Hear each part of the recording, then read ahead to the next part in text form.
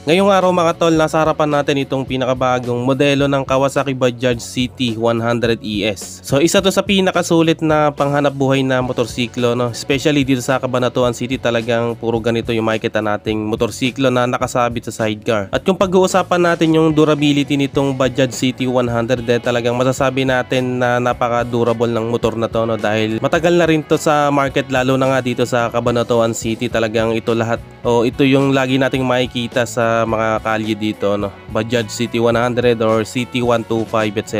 Kaya sa mga nagbabalak maglabas ngayon ng bagong Kawasaki Bajaj CT100ES, so dito lang yan mga tol sa Wheeltech dito sa Bitas, Cabanatuan City. And pagdating naman sa cash price nito mga tol, ang presyo nila dito ay 58,700 pesos. Tapos ang down payment naman nito ay 5,500. Then yung magiging monthly nyo for 36 months ay 3,238 pesos. So kung interesado ka sa motorsiklo na to, pwede nyo naman ako i-PM sa Facebook page natin, Vince Motovlog, para ma-assist ko din kayo. So ano nga ba yung kayang i-offer ng motorsiklo na to? Tara, tignan natin. Unang-una, dito sa makina niya, iba na yung design niya compare natin sa previous model. So ginagamitan to ngayon ng 102cc engine displacement, 4-stroke, air-cooled, single overhead cam, single cylinder carb type engine na kaya mag-produce ng 7.7 horsepower at 7,500 rpm at max torque na 8.24 Nm at 5,500 rpm. Connected to a 4-speed manual transmission. At talagang napakasulit ito pagdating sa fuel efficiency. Kaya nitong umabot hanggang 88 to 93 km per liter at 50 km per hour. Pero syempre pwedeng mabago yung fuel consumption niya, pero matipid pa rin kung sasabitan natin ng sidecar. Siguro nasa 60 km per liter na yung magiging fuel consumption niya. So talagang matipid pa rin siya, sulit pa rin gamitin. So talagang redesign yung ginawa rito sa makina ng CT100 na to, Kung dati sa previous model nasa kanan yung exhaust niya o yung elbow, so itong bagong modelo nasa kaliwa na yung pinaka-elbow niya, parang sa CT125. And maganda rin yung ginamit na tubo dito sa pinaka-exhaust niya, Based on my experience, hindi basta kinakalawang yung ganitong tubo. And pagdating naman sa physical appearance ito o sa looks niya, ganun pa rin naman yung itsura niya dun sa old model, So ganun pa rin yung headlight design niya, wala namang binago. And ganun din dito sa side profile niya, ganun din sa previous model, Siguro nagkaiba lang dun sa pinaka-decals niya.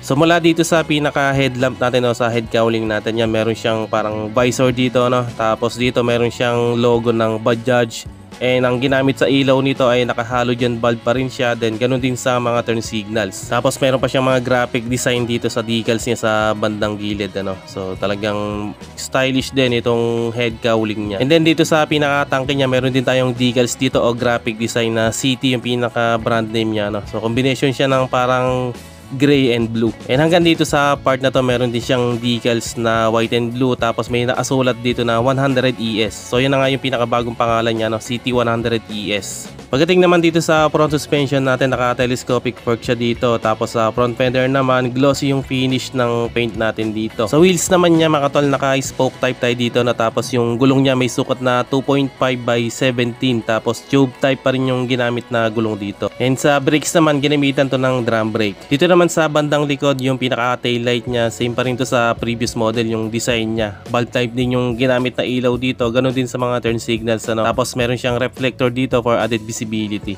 At meron pa siyang carrier dito, pwede nating magamit to. Talagang napaka-useful nito, lalo na kung mamimili tayo, pwede nating itali dyan. And syempre pwede rin natin yan lagyan ng top box. Pagdating naman dito sa suspension niya, sa likod naka-dual shock absorber tayo dito. Tapos naka-dual coil spring din siya para sa mas magandang performance ng suspension. And adjustable na rin yan. And sa gulong naman may sukat ito na 2.75 by 17 tube type. And sa brakes naman naka-drum brake tayo dito. Pagdating naman dito sa meter panel niya, ginamitan siya ng analog, So bali yung makikita natin dito sa kaliwa yung speedometer, odometer niya. And dito naman sa bandang kanan yung light indicator tulad ng neutral, turn signals at yung high beam. And meron na nga rin pala tong USB charging port dito, So napaka-useful niyan. Magagamit natin yan sa mga mobile gadgets natin. So yun ang itsura ng cockpit natin dito, Very simple lang ng design niya. Pagdating naman sa mga button dito sa handlebar, dito sa kanan meron tayong on and off ng headlight. At ang maganda dito mga tol, compare natin sa previous model, kickstarter lang yung meron siya. Pero dito sa bagong model, meron na rin siyang electric push start.